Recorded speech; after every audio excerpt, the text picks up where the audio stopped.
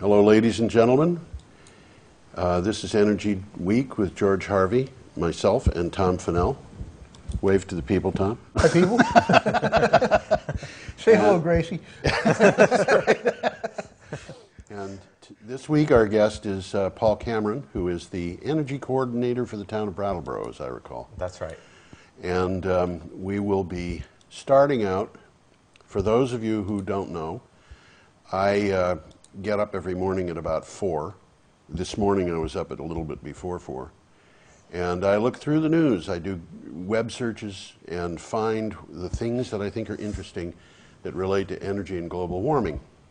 And I put those in a blog, which is geoharvey.wordpress.com. You can visit it and see on a daily basis what I find. And I write about energy for Green Energy Times.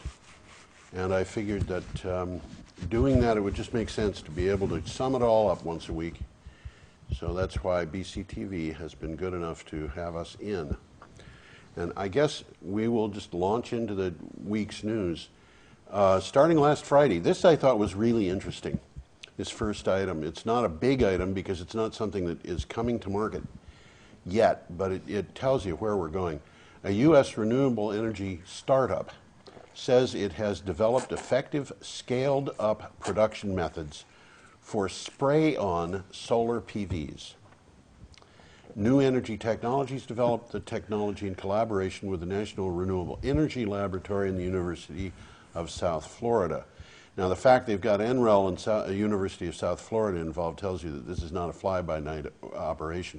And what they're doing is they're spraying microscopic PVs onto a surface. And these PVs are like the size of a quarter of a grain of rice. And the surface has got, you know, the conductors in place so that they can just do this, which I think is absolutely bizarre. But that's what they're doing. I read something on this, and what impressed me was they could do it on window glass. Yeah. So you can turn your windows into PV cells. And still see through them. And still see through them. Right. Wow. Yeah, interesting stuff. Amazing. We're moving into, you know, we've talked in the past about standing seam metal roofs and siding and things like that, having PVs pre-installed on them. And honestly, I think 10 years from now, the cost of PVs is going to be incredibly low. Well, what impresses me about this is there's people all over the world, very bright people, working on stuff that you and I never even heard of. That's going to change. That's right. Everything. That's right. Yeah, everything. Well, moving on, UN climate chief Christiana Figueres called on big firms that manage trillions of dollars of investments to dump fossil fuel stocks in favor of greener alternatives, arguing that a shift would help the firm's clients as well as the climate. And the thing that's interesting about this is this happened at the UN at a meeting that was put together by a Boston nonprofit organization called CERES, C-E-R-E-S. And they had 500 organizations there. She wasn't just doing this in a press release. Mm-hmm. This is real stuff. She was 500 organizations whose... They weren't the Boy Scouts. They weren't the Boy Scouts. They had more money than the Boy Scouts. Yes. These people have $12 trillion of investment, and they want to know how fossil fuel organizations are going to survive global warming. Well, that's a good question. It is.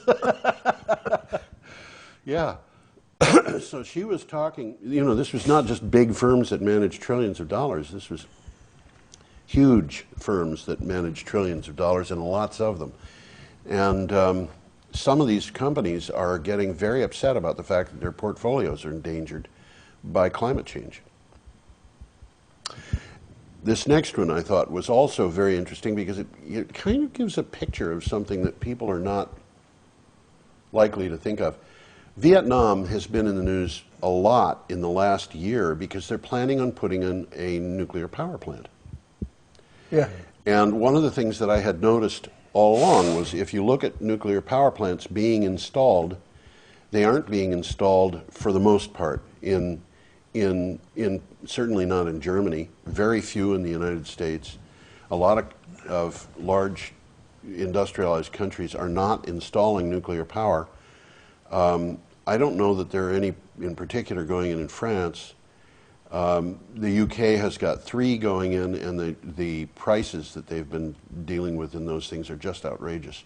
$26 billion for a plant having 2 reactors, although it's 5 times the size of Vermont Yankee.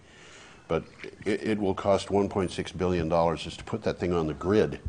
And they need a huge subsidy to sell the power. Yeah, but you see, the thing is, countries like Pakistan and India, China, I think Russia, but Turkey, Jordan, you know, Bolivia now, they're talking about putting in nuclear power plants. And it happens that the people who build the plants loan them money to do this. Yeah. All right. How strange. Vietnam has, on Friday, the construction of the first nuclear power plant in Vietnam is being delayed. They were going to start this year. They're delaying it until 2020 instead of doing it this year. The purpose of the delay is to ensure safety and efficient exploitation of the power. And I just find it fascinating because I've been hearing about delays for nuclear power plants. This is the first one I've heard happening in a relatively undeveloped country. And, you know, it is interesting to me. Maybe they're waiting to see what happens to the price of renewable power. We're waiting for something. They're waiting for something. On Saturday, Lawrence Berkeley National Laboratory and the University of Connecticut, I love this one, analyzed more than 122,000 home sales near 26 wind facilities in densely populated Massachusetts, and was unable to find any impact on the property values of nearby homes. I read this. Now this is at odds with what I've been Certain hearing people have been.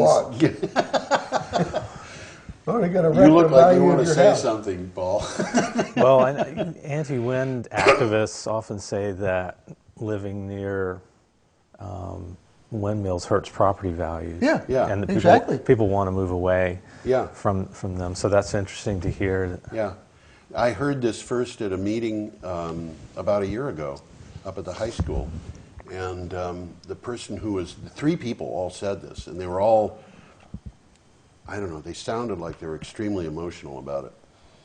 But I started looking it up, and this is actually the 10th study that I've come across. It is the largest.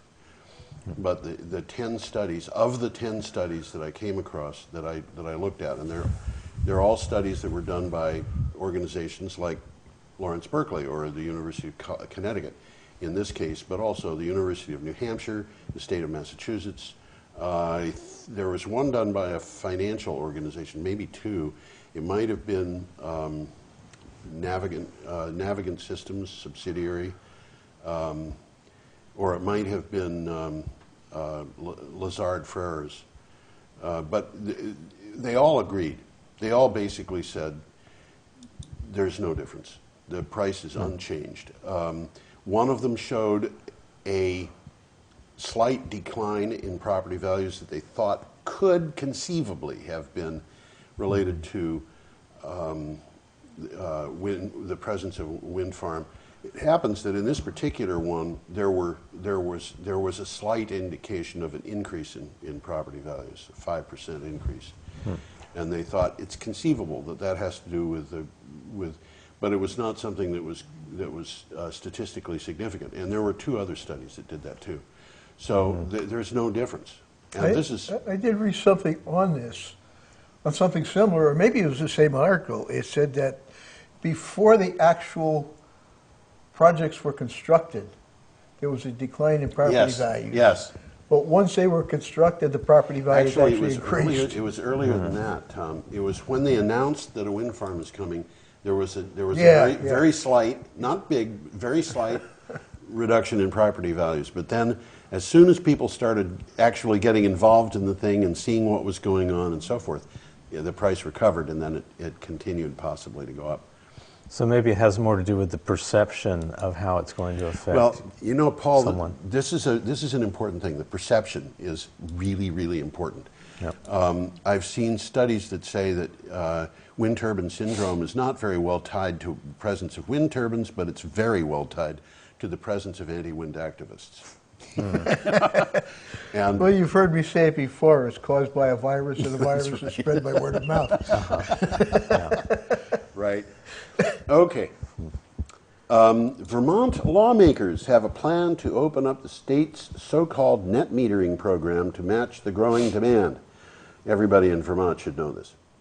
A new bill offers fast-track solution to take advantage of federal solar tax credits before the possible expiration in 2017. And I mean, this has been in the news, so I think people who pay attention to do we need to go into that? Sure. All right. Because I don't think everyone knows. Yeah, it's probably true. There's a cap on the amount of the power supply that can come from solar that any given utility has to pay for. Right. And the cap was 4%, and a couple of the smaller utilities actually met that cap. They hit that cap, and they were saying that they were not going to put in more solar farms. And it wasn't altogether that they weren't going to do it altogether. They were going to, I think, the Vermont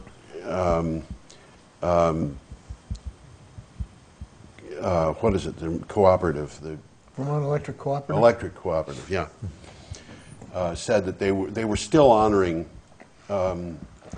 installations of 5 kilowatts or less, I think, but that's a home installation. Mm-hmm. But there were people who and nationally this has been a problem. You know, in Hawaii they've had problems where people just couldn't hook in because the utilities were saying no. But what they're planning on doing is opening that up and allowing more to go in. And so it is a story that's important in Vermont. Yeah, I think that's a really positive development. That the legislators are responding to the demand for more solar power, Yeah. and they're lifting the caps Yep. on what the utilities can develop. So that's great. That's good news. Okay, next, Sunday, the 19th of January. Germany's economic minister wants to cut the support price paid for electricity from solar and wind generators by about a third by 2015, according to a draft proposal for the government. Now, we will get back to this in a later news thing because this came up again today. But basically what's happening is they've got so much solar and wind in Germany that they can't afford to keep on subsidizing new solar and wind. They really don't have a reason to. Right. Also because the price of this stuff is low enough that it is competitive. So really all around the world we're seeing reductions of supports for solar and wind because they're getting to be competitive. Absolutely. Without the price supports. I mean, the cheapest power available in the United States is from wind. And there was a judge recently who in Minnesota, we talked about this last week, who had been given a case of are we going to go with natural gas or with solar? And he decided on solar because it was cheaper.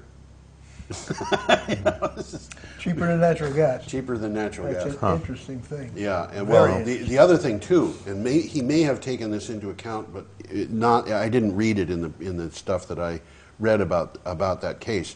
The price of natural gas is very likely to go through the roof in the not very distant future. And the reason is because these fracked fields are not producing the way that we were led to believe they would. And we're seeing people now in the industry saying, we've got serious problems here. It's not going to keep on going. And one of the people who did, in fact, this may be in the news, that's in this later on, one of the people said, we've only got 2 gas fields in the United States that are growing in their production, even though many, many of them have got more drills being added, more wells being added. The wells are not producing more. The fields are declining in production, and in some cases by almost 50% per year. Huh. So this is a serious problem. We don't want to have a natural gas plant in Brattleboro. Could you make a note of that, Paul?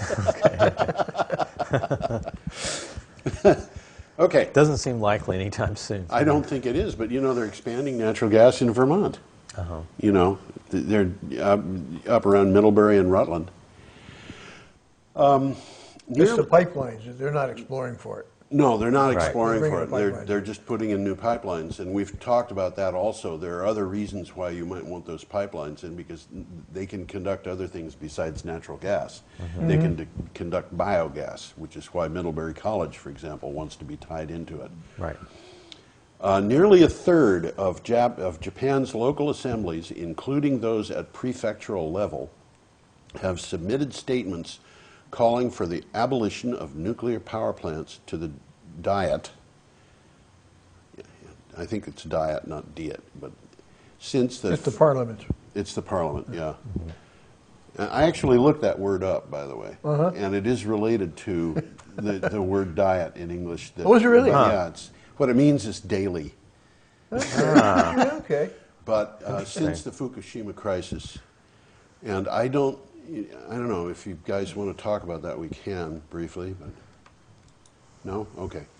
We all know about that one, I'm sure. We may be witnessing a historical change in our driving habits. Sorry, Jason, you're not here.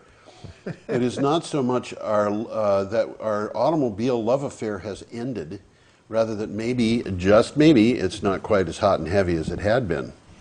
Yeah, I think that's going to continue in the future. And it might extend itself to EVs, which are more fun to drive, they say. I read an interesting study recently that said that young people are getting their licenses later than they used to, and they're driving less. Yes. And that young professionals are preferring to live closer to where they work, in downtown areas. So they're not wanting to commute long distances. Yeah. Like their older contemporaries. Now all we need is a train system that'll take us to Boston. Exactly. That'd be great. Okay, still on Monday, January 20th, 5 ways to play the end of the natural gas renaissance. And this is what I was just talking about. This guy, Bill Powers, he wrote a book called Cold, Hungry, and in the Dark, Exploding the Natural Gas Supply Myth. And it's interesting that Bill Powers, who wrote this, is an industry insider. He's actually in favor of natural gas. He just says that it's a bubble, and it's going to burst, and when it does, we're going to be in trouble.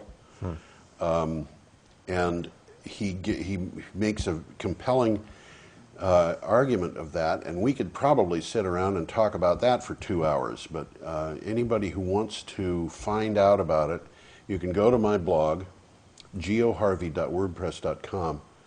It's on the screen, isn't it? Can we put that up? There it is.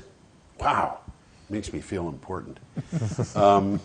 And if you go there, and you go to January 20th, you'll find this article. It's in the opinions section, and we will go on. Booming levels of shale oil production will not affect the country's commitment to cutting its carbon footprint. This, according to U.S.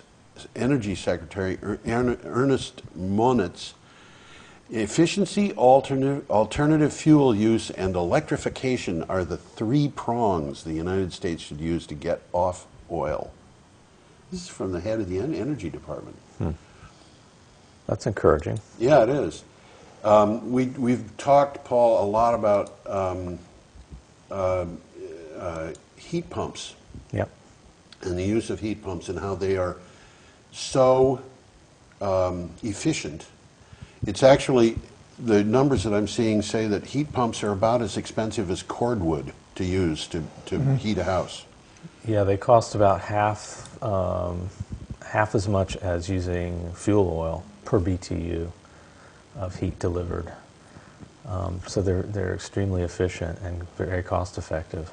Yeah, we actually had an article called "Cut Your Heating Bill in Half" in the last Green Energy Times, and it was exactly what you said. You can cut your heating bill by 50% just by having an air source heat pump, actually, or two. And Tony Klein, who is an important person in the state House of Representatives, has put a heat pump into his house.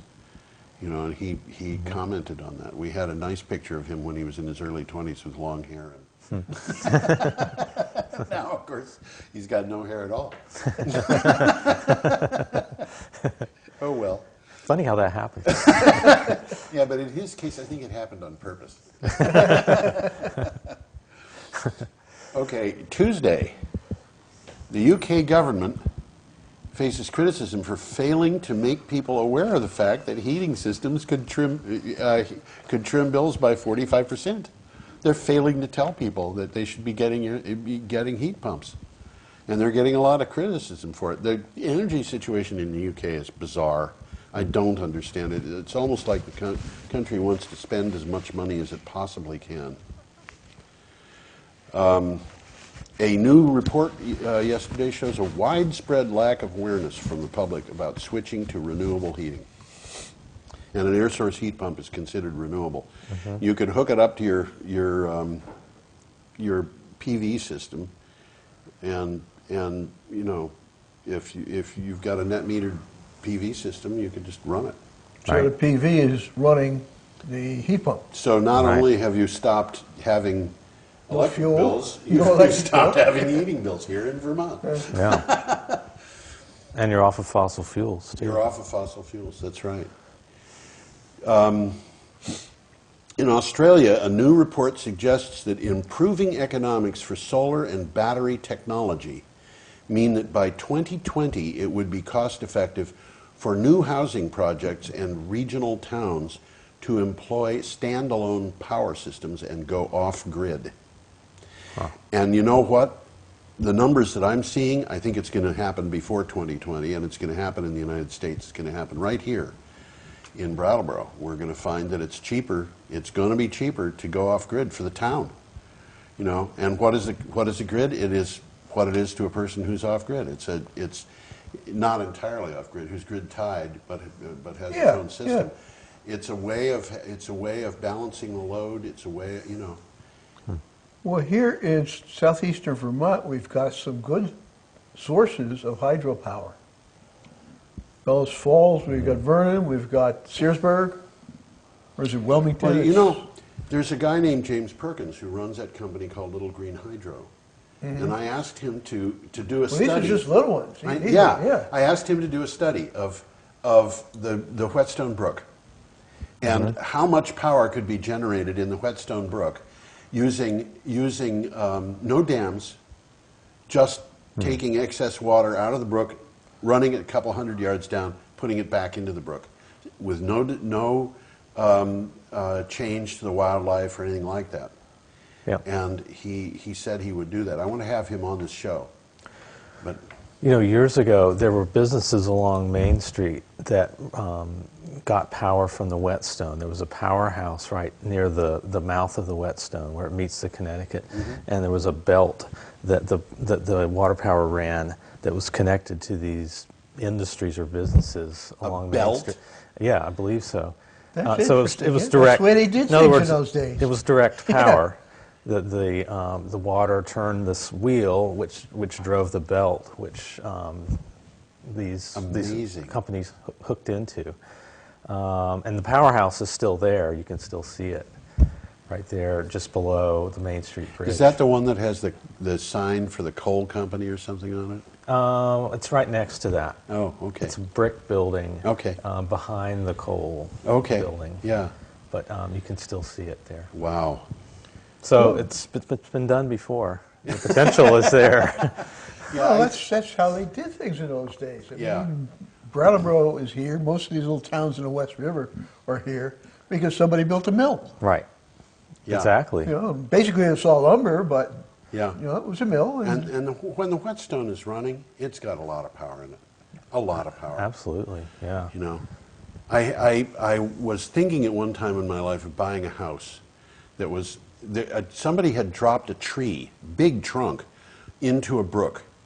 And that had been used not as a dam, but just a diversion to force a certain amount of the river into, or the brook, into a stream, and then behind a dam. And there was about an acre pond there. And this pond had a turbine in it at one time. And the guy who wanted to sell a place to me was an engineer, and he had done the calculation. And there was constant supply of water coming out of there. And he said he thought it was about 13 horsepower. And 13 horsepower is a lot of electricity. I mean, you could heat the entire house all year round with you know, just radiant heaters using that, and have so much energy left over. Well, we should probably keep going. Market research firm IHS estimates that only 340 megawatts of commercial grid-connected energy storage systems were installed, and I believe this is worldwide. Yeah, it is. Only 340 megawatts worldwide installed in 2012 and 2013. However, the firm is forecasting annual installations will reach 6 gigawatts in 2017, 43% of that in the United States. It sounds like a lot. Huh? That's a lot. That's a lot. Well, these battery storage systems, when they're outputting power, it's going to be, or not batteries, when the output is, when at peak load, that's the equivalent of about 6 nuclear power plants per year. And the only thing that we need to do to keep those things operating at peak, when the peak is there, is to have power systems that will feed them when the demand is low, which we can probably do with wind power, solar, you know. Biomass. Well, biomass, of course, can be run at any time. Anytime, yep. Yeah. Okay. European Union. This is yesterday. The European Union will propose to cut the region's greenhouse gas emissions by 40% by 2030 to accelerate. All right, I'm not even going to go into that one, because the following one, which is today, it says the European Commission calls for 40% reduction in carbon emissions by 2030, 27% of energy from renewables by 2030, no national mandates. The reactions range from very supportive to outrage. I'm not sure I understand what's going on. All right, this is a difficult one to deal with. Christiana Figueres, the person who said, addressed that group and said, dump your, you know, everybody, divest of fossil fuels, invest in renewables. She said they were on track. She liked that. It was a positive signal for a meaningful 2015 agreement. There's a lot of organizations like Greenpeace very upset about this. And the reason is because it's unenforceable. And it's because they were hoping for 35% renewable production by 2030 instead of the 27% that these people came up with. But I think it's key. A key issue here is they're talking about reducing emissions by 40%. And the question of how you do that is being left to the individual countries. And what this means is the British, for example, feel that they're off the hook, because it means that they can use nuclear power plants, which are not technically renewable, as a technical reduction in their greenhouse gas emissions. And I think that that's folly, because they're going to have to pay for that. But and you know, paying for those nuclear power plants is just an appalling. $26 billion for 2 reactors. Yeah. 5 times the size of VY total. But in order to get investors to put the money in, and by the way, the $26 billion doesn't even tie it to the grid. It's going to cost $1.6 billion to tie it to the grid. In order to get the investors to get into it, they had to guarantee prices at double the going rate for 35 years. And then in order to get investors into it having done that. They had to open it up to Chinese investors because European investors wouldn't do it. And these people think that, I mean, it's like... I don't know, my conspiratorial mind thinks that somebody's pulling strings behind a curtain there. It's bizarre. And of course, the guy who was the head of the solar energy business group in the UK said, you want 3 gigawatts of power? We can give you 3 gigawatts of power. Mm-hmm. You want the amount of power that's going to produce on a daily basis or an annual basis? We can give you that, and we can give it to you for a fraction of the price, and in 3 years, instead of having to wait for 10. Why are you doing this with a nuclear power plant? Mm-hmm. But the British are, I don't know, I don't understand it. And of course, Scotland, which is one of the constituent countries, is looking at independence. And they're at a position where they're saying 2020, we're going to be 100% independent. We don't need you guys. They just had that article. You're talking about political independence. Yeah. Why would, and they have that, they just had an article saying that they could get 50% of their power from ocean currents in one spot off the coast of Scotland. I think I read that. Well, I just saw an article that Scotland either already is or is going to be fossil fuel free. Yeah. Very soon. Very soon. They're going to be 100% powered by renewables. Yeah. Which is pretty amazing. It is. It is. There are a lot of places in Europe that are doing some amazing work. Denmark, they've had 125% of their power demand met by wind. Yeah. It's like, what? At times, but it was 54% for the year last year, met by wind. Mm-hmm. And if you think about the fact that means they're not paying for oil, they're not paying for gas, they're not paying for coal, all of which are imports. Imported, right. They're a lot like Vermont, except that they're flat. Right. And if we did the same thing, we would not be paying to import oil. We would not be paying. Paul, do you remember how much money is spent per year in Brattleboro municipality, the commercial, industrial homes? You and I looked that up in your office. Yeah, we did. I don't remember offhand. It was $24 million a year. $24 million. And where does that money go? Out of state. And where does it come out of our from? community. It comes from people's pockets. Yeah. It is like money that's in Brattleboro, but it's being shoveled out of state. Yeah. Why are we doing this? It's crazy. I mean, it really is. It's crazy. And it's not just Brattleboro. It's the whole state of Vermont. Right. And it's not just the state of Vermont. You can throw New Hampshire into that too, and Massachusetts, and Connecticut, and you just go on and on and on. Well, the whole country. I mean. And we've got these resources. The Department of Energy says that we've got resources. If we just say, oh, we've banned fracking, we're not going to use enhanced geothermal. If we do that, which would give us 600% of our power need, if we do that, we can still meet about 1,400% of our power demand using renewable power, solar and wind and hydro and biomass. And one of the things that I think is fascinating is this waste to power thing. Yeah. And every time I turn around, somebody's making more power using waste to power. So we can take our municipal waste and we can turn it into natural gas. It is natural gas. It's natural. Yep. But it's also a substitute for natural gas, and we could run parts of Brattleboro on natural gas. And unfortunately, the attempts to have done that so far haven't really panned out. But Because we've been doing that with our landfill here for quite a few years. And, and our wastewater treatment plant is also capturing methane and burning it and generating heat and electricity. I read something about wastewater treatment plants doing that, and they have production models that are available in Europe that will do it on a very small scale. Apparently, they'll even do it down to the household scale.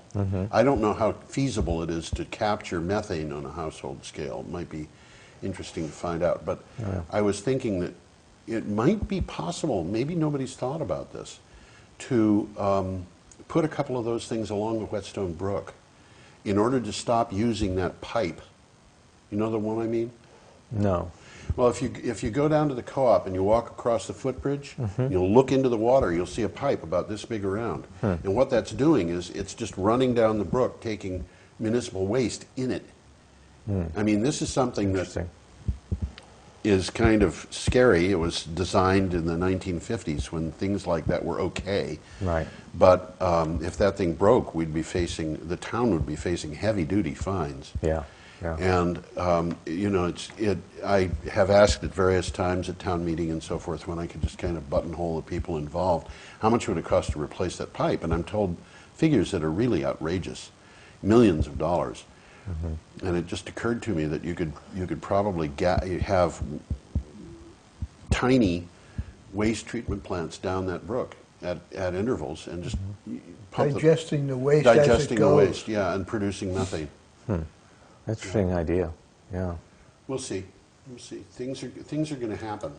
And of course, ladies and gentlemen, Paul is the guy who's going to make them. No, you guys are gonna.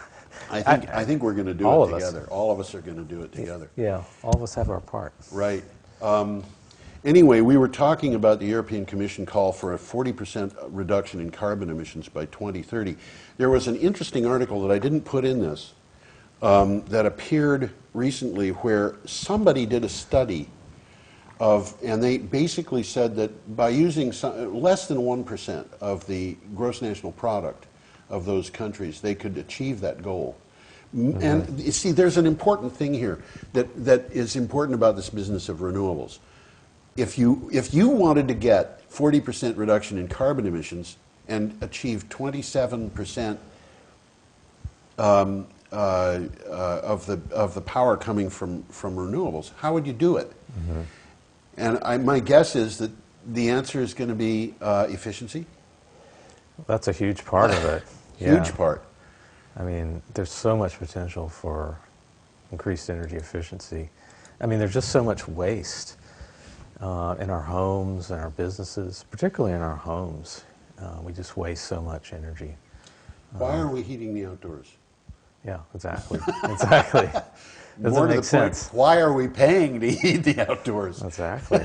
Well, that money, like you said, is just going right out of our communities. It could be staying here and doing something, creating jobs and building our local economy. Well, the first thing it would do would be to create jobs. Yeah. You know, I mean, so many jobs could be created around energy efficiency. It's just I looked at. I'm trying to think of what Freiburg am Breisgau, I think it is, city in Germany, which was, you know, it had an election that put the Greens in power, and they started really pushing this green thing. With the result, interestingly enough, that they created something like 10,000 jobs in that city, which has about a third of the population of Vermont. And as I thought about that, I thought, yeah, it would be absolutely reasonable that by going heavy duty into renewables in Vermont, we could create 30,000 jobs. There's no question in my mind that would be the case. And it would be all kinds of jobs. It would be all kinds of jobs. It would be everything from foresters and farmers. A lot of farmers make a lot of money on renewables these days. This is a big deal in the UK. A lot of the renewables in the UK are because farmers, something like 45% of the farmers have got renewable stuff going on somehow. But, okay, the new cabinet of Chancellor Angela Merkel's conservatives and center-left social democrats. I have never been able to figure out. And a lot of countries do this, but you know, to an American, it just doesn't make a whole lot of sense. It's like the Tea Party and the Progressives get together. That's right. Interestingly enough, they do sometimes, and on renewable power they do. And it's interesting to see that there are Tea Party states.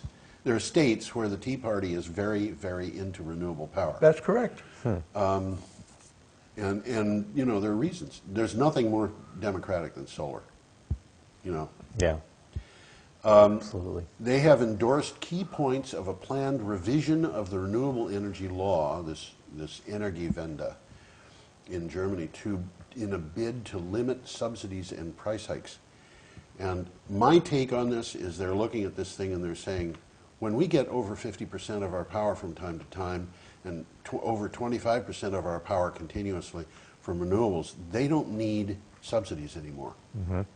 So we're going to reduce the subsidies by a third. And of course, the turbine manufacturers are squawking about this and so forth. But I think there's a point where you just don't do that anymore. Well, the point of the subsidies is to encourage the development of these new technologies. Yeah. Mm-hmm. Once we've reached that point, we don't need the subsidies anymore. Yeah. Right. We ought to tell that to the oil companies. Well, you know, we've talked about this before. The oil companies, I think, are in deep, deep trouble. Really, I think that I personally kind of have a feeling that there are going to be people going to jail about the things that they're saying, projecting about the future of the oil demand. And so just like Madoff went to jail, you know, because I don't see how these people are going to make money. Mm-hmm. Well, of course, the oil, coal, and gas industries are all receiving huge subsidies from the government. And That's at my some point, point yeah. they disappear, and then what happens to them? Right. Well, if you look at the investments and where the money is going, in the United States, we're putting as much money into efficiency as we are into fossil fuels, more actually now. Right. And we're putting more money into renewables than we are into fossil fuels. You know, that just they crossed over recently. And where is the money in fossil fuels going?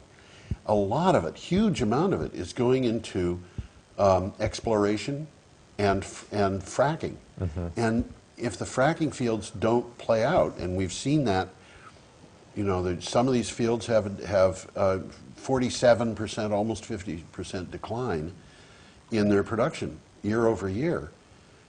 I think you know, this guy who wrote that thing that I mentioned earlier was talking about within 5 to 7 years we're going to see the bubble burst. Mm-hmm.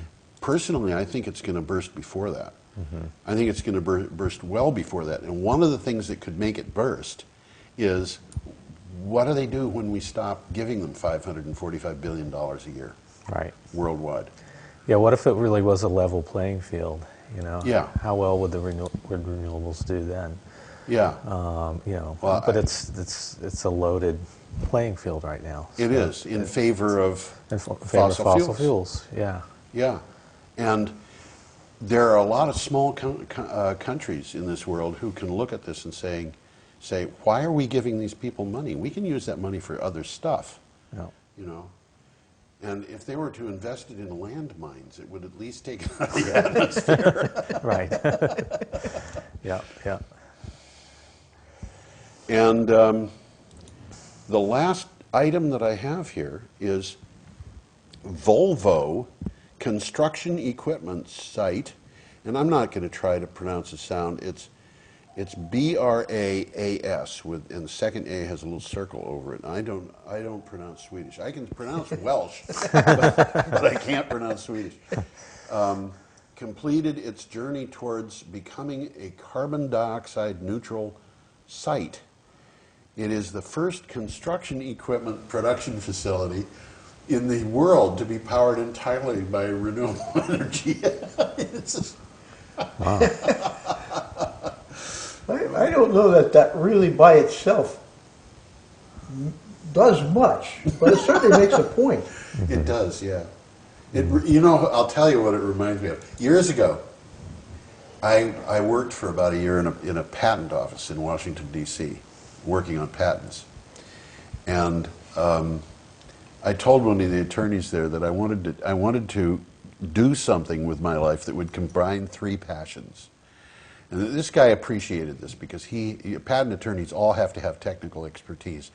And he had come from the background of being a naval architect.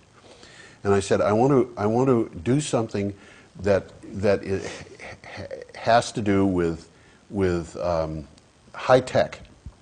I want to do something that has to do with maritime shipping, and I want to do something that has to do with music, and they all have to get combined. He looked at me and he said, how do you do that? And I said, well, I would build a ship, and it would be the world's first nuclear-powered collier. And he said, what does that have to do with music? And I said, I'd call it the Cole Porter. I think I should be... I think you should be shot for that one. Anyway, I think... I wonder about this place. Are they really 100% fossil fuel? How do they get those? How do they get the construction equipment out of the building without filling it with oil? They're working on it, though. Wow. They are. So you were talking, Paul. Now that we're done with all the news, you were talking about what, the Keystone Pipeline? Yes, apparently. I'm going to fold this up. This week, oil is flowing through the southern leg of the Keystone Pipeline, which This is where, like in Texas? I believe it runs from Cushing, Oklahoma, south to Houston.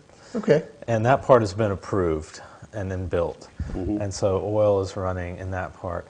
And so now that that's running, the Canadian government is putting heavy pressure on Obama to approve the northern part of the pipeline, which is the very controversial part that will run through the Oglala aquifer from Alberta.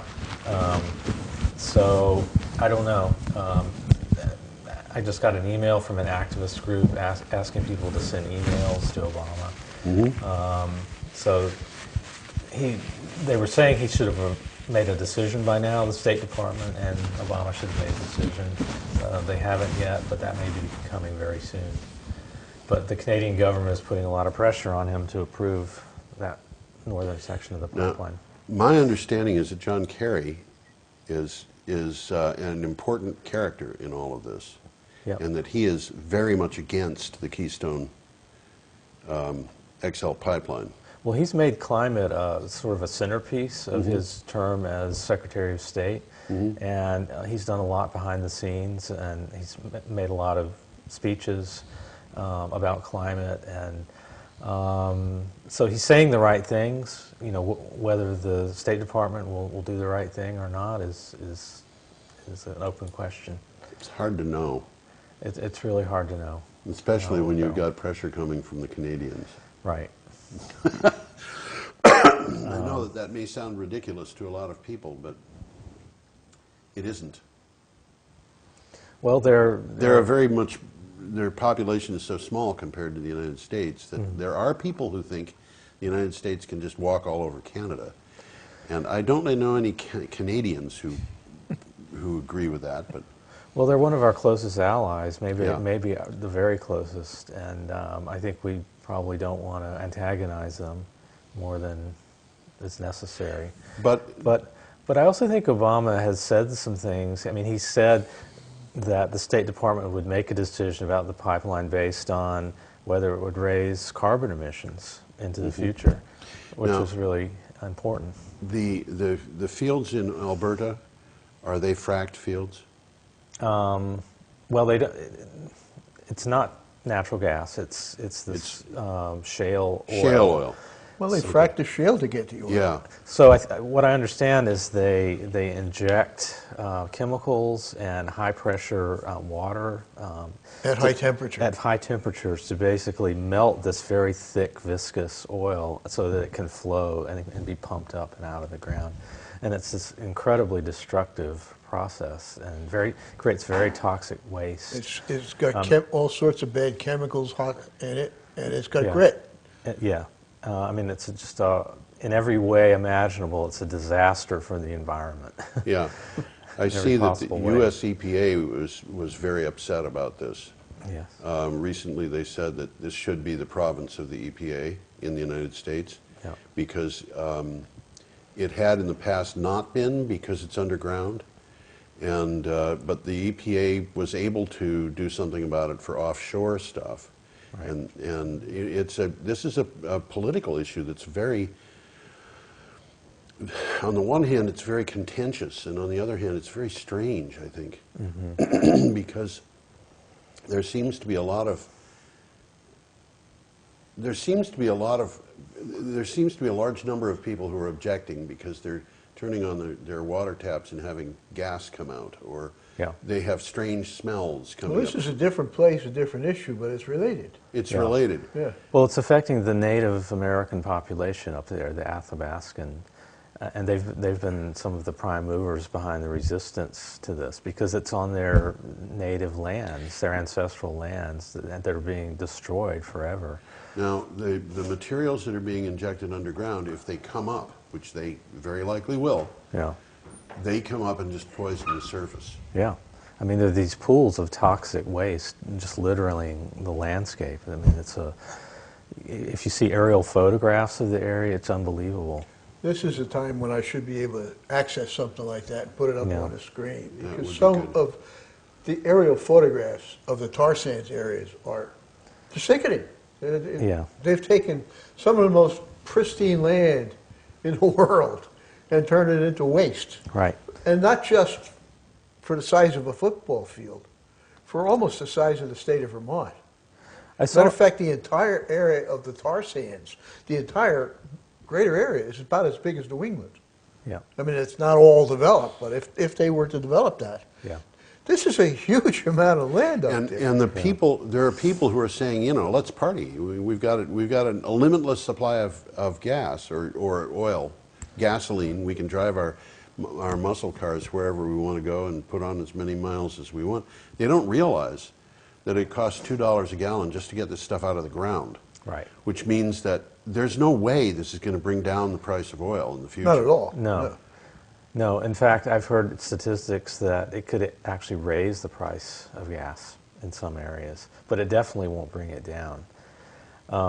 And the other thing is that it's affecting people's health. I saw a really good documentary recently by David Suzuki on this whole issue, and it focused on the native peoples and how people living near this area of mining are having their water supply poisoned. And they're getting cancer. The cancer rates are sky high in these areas. People are dying, you know, long before they should. And it's They're poisoning the river. They're poisoning the river, and they're poisoning the water table Yeah. that these people are getting their drinking water from, and they're getting these astronomical rates of cancer. And finally, the Canadian government denied it, but finally they were forced to admit that they were poisoning these people's water supply. So that was a positive step, but the mining is continuing, you know. So they're saying it's okay to poison their water supply. Well, I mean, I think they're taking some steps to try to mitigate that, but it's not dealing with the real issue, which is they're raping the land basically to get this very thick, crude, dirty oil out. Very expensive oil. Very expensive oil. Now, the alternative to using this very thick, crude, dirty oil, destroying the countryside, is to use renewable power. Yeah, and ramp up energy efficiency. Well, you know, there's a lot of alternatives to Eventually, the economics, I think, are going to make that happen. I But agree. in the Yeah, short run, absolutely. they're still going to destroy a lot of this as long as they can get away with it. Yeah. Yeah. And unfortunately, that destruction is permanent. That just- Or for practical Well, purposes, it's For a permanent. couple of generations, anyhow. Well, you know, it takes a long time. I mean, I don't know how long it's going to take to get the mercury out of the rivers and streams in Vermont. A couple of generations. It may take centuries. I don't know. It may be that somebody's going to figure out some way of treating that water and getting it out. It may be that somebody's going to come up with a filter system. You know, when I was in high school, we were taught that you cannot remove ions from water using filtration, and now they can. Now they can. And it's an interesting thing to see that changeover. But maybe they can set up a filter. But just, I mean, we're talking about things that are maybe mind-bogglingly expensive, probably, Right. and the technology isn't there yet. Right. And but we do have the technology to run renewable power.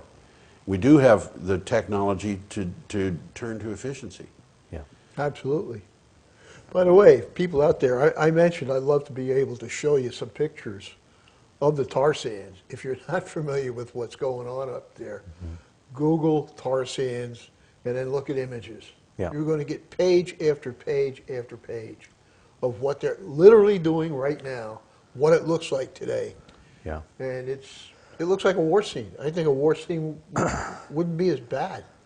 Yeah, it looks like, something from a movie about the apocalypse, you know. It's just unbelievable what they're doing. And this issue with this pipeline being built is that it will speed up that process because they'll have a way to get that oil to Well, that's the port. what it's about. It's about marketing the oil. Right. And Which so if they don't have the pipeline... They intend for us to convert it to gasoline to ship to China. Yeah. The Americans aren't going to benefit from this at all. It's Matter of fact, crazy. You mentioned it might cost to raise the price of gasoline. Right. If our refineries are making gasoline for shipment to China, it will raise the price of gasoline. Yeah. Because there'll be a shortage, or it will tend to diminish the amount of gasoline available here. Now this is oil that was of the same type that was in those tankers that blew up. Yeah. So this is the stuff which is too full of gas. That's another problem. Yeah. Right. It's carbonated. It's carbonated. Like Pepsi Cola.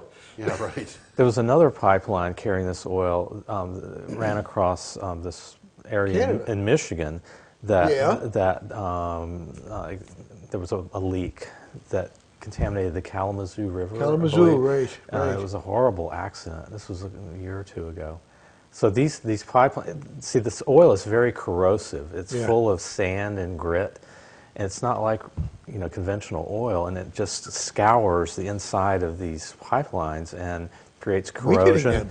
And it's very common to have leaks. And they're shipping some of it by train, and that's turning into a disaster as well. Right. And the Keystone Pipeline is going to run across this gigantic aquifer that supplies a large part of drinking water to the western United States, the Great Plains, the Oglala Aquifer, and it's very likely to leak, at different times during its likely lifetime. to leak. I think you can say it will leak. It will leak. Yeah, you can pretty much say that, and it's going to contaminate that aquifer.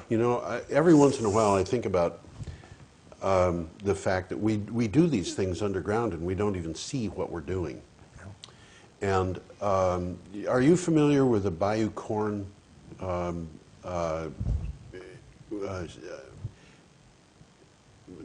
sinkhole? Bayou Corn sinkhole? Oh, I've heard of that. This is just another example of what happens when you start doing things underground and you're not even there to see what you're doing. Yeah. And they had this is a salt dome. Yeah. The salt dome is a huge block of salt that's underground, and if you can go down, this is why they have salt mines. It is a salt mine, yeah. Go in and dig them. But what they figured out was you drill a hole in there, and you pump water in, and it gets full of salt, and then it comes out, and you just evaporate it at the surface. You don't need to send people underground.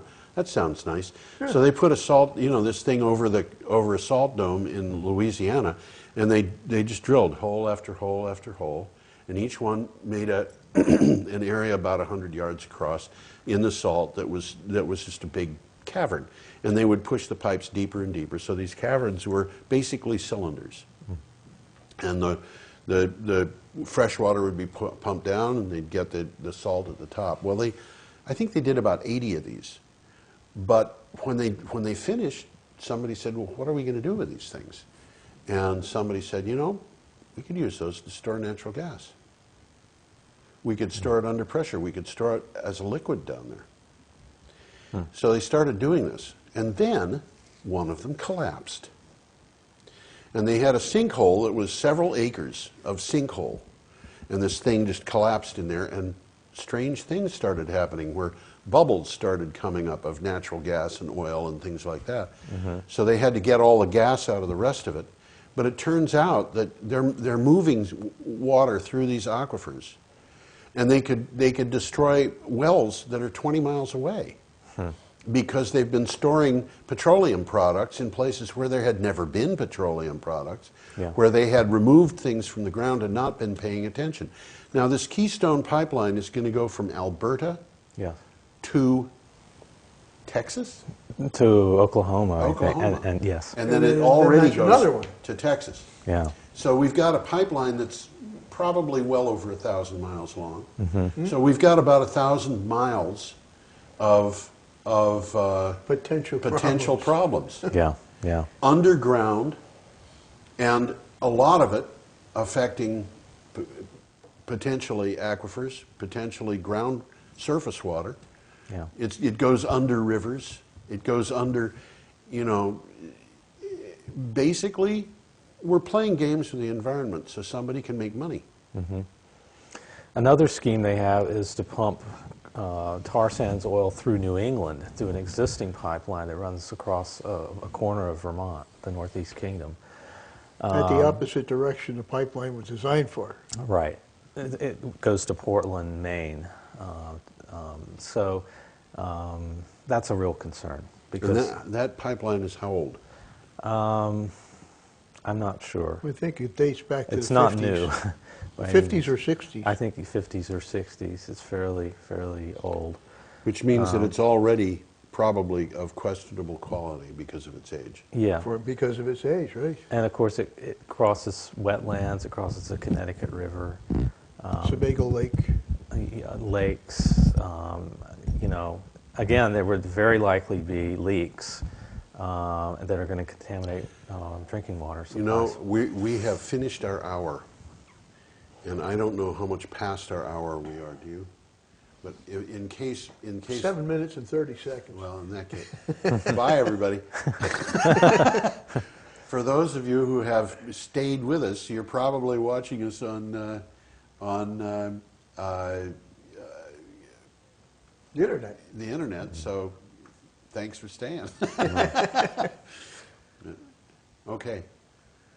Well, hopefully Roland is going to be able to find a convenient place to cut the show. Well, that's what he generally Yeah. does. Yeah. He'll trim it a little bit from the top and the bottom so it fits into the Okay. hour.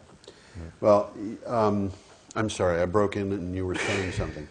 Well, I was just talking about this existing pipeline, and there's a real concern that they'll reverse the flow and they'll run tar sands oil through this pipeline, and there'll be leaks and problems. And so there's a very well organized movement from 350.org and others to resist that. Now, that pipeline, as it currently exists, is carrying natural gas? No, it's carrying conventional oil Conventional from oil. Portland, Maine to Canada.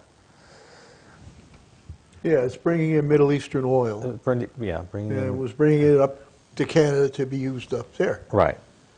We're not refining it or anything, we're just shipping it, is that correct? I believe that's right, yeah. And now they want to take that same pipeline and run it the other way, full of this dirty, gritty, chemically corrosive liquid. Right. Sounds like a winner to me. They have to get rid of it somehow. Again, it's all about marketing that oil from the tar sands. Well, the cost of the oil from the tar sands is prohibitive, Yeah. in my opinion. At $2 a gallon, and you're talking about oil which is of inferior quality. Now, just to give you an idea, Boeing, the aircraft manufacturer, is going to the FCC, announced yesterday, I think, that they're going to the FCC to request permission to use a fuel which is very much like biodiesel in their aircraft as an aviation fuel. And they're claiming that they've got facilities to make something like 600 million gallons of this per year, and it will cost about $3 a gallon. Now, $3 a gallon for biodiesel, what is effectively biodiesel, from a system that Boeing has developed. Why would we be paying $2 a gallon for an inferior grade of oil that needs to be shipped in the manner that we've just been describing? And then it needs to be processed, and it's full of dangers, but it's got this very expensive route to getting it to market. Yeah. Well, they don't call it tar sands by accident. Yeah. I mean, I've seen what they call light sweet Saudi crude. It's sort of like fancy maple syrup. Right. It's light in color, it's not very viscous, It wasn't what I imagined oil to even look like. Yeah. This stuff is black, it's thick, it is greasy, and in order to even ship it, they have to dilute it with something. Right. Yeah. I mean, they're really playing here. It's expensive. It It's difficult. It's difficult. Yeah. I mean, like I said, they don't call it for tar for nothing. It's very close to what they put on highways here. Yeah. I think they have to use high pressure steam under high temperatures even to get it so it can flow at all, because it's so thick and gummy. And it's chemicals. You know. And So it takes a huge amount of energy just to get it out of the ground and get it to market. I mean, Now, it's amazing. Paul, do you know if this stuff is heavier than water? some I don't of it know. is. Some of it is. I don't know how much of it is, but Which there is. means that you could have a leak And it'd fall to and the it would bottom. fall to the bottom. Yeah. And you might not know that you've got a leak. Yeah. That kind of thing happens every once in a while. Well, that's happened, I think, with this leak in Michigan. I think in Kalamazoo, exactly They that blew a happened. hole in the pipeline. It was spewing oil for, a day or two before they figured it out that it was happening and repaired it. So, I mean, it's scary to think of the repercussions of running this thing over sensitive areas. Yeah. Where people get their drinking water. I mean, it's, you were talking about alternatives. There are just so many alternatives to this kind of thing that we should be pursuing, I think. Yeah. And I noticed I just saw an article that all of the big green environmental organizations just sent a letter to Obama saying, abandon this whole all of the above energy strategy that he's been Yes, talking I about. saw that. That he really should be concentrating on renewables, and renewables, efficiency, yeah. and not on getting more oil out of the ground. Yeah, when you consider the business of sustainability, in fact, it's on my thing on the blog. The thing in blue says if it's not sustainable, its condition is terminal. Right. You've got two alternatives. You can go to something that is sustainable, or you can go to something that's not sustainable. If it's not sustainable, it's going to end. Right. So what are we going to do at the end? And that's where we are right now with oil. We're in my opinion, we're past peak oil. We're on the downward side of the curve.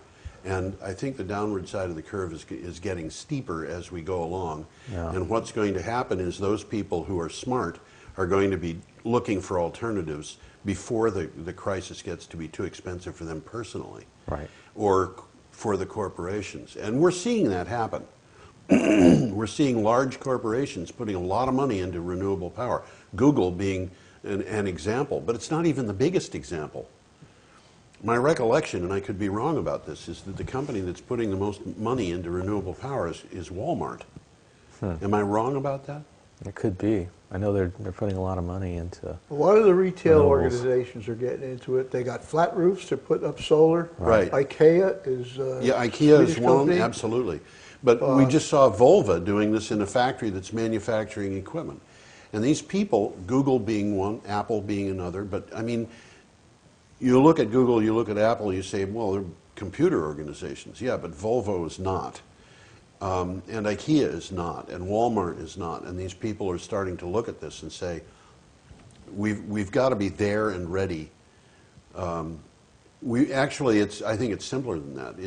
A lot of it is the bottom line. How much money are we Absolutely. going to? That's what's making it happen. But some of them, this thing that Christiana Figueres was doing at the United Nations, she was addressing investment companies. And she was saying, this is going to be a problem.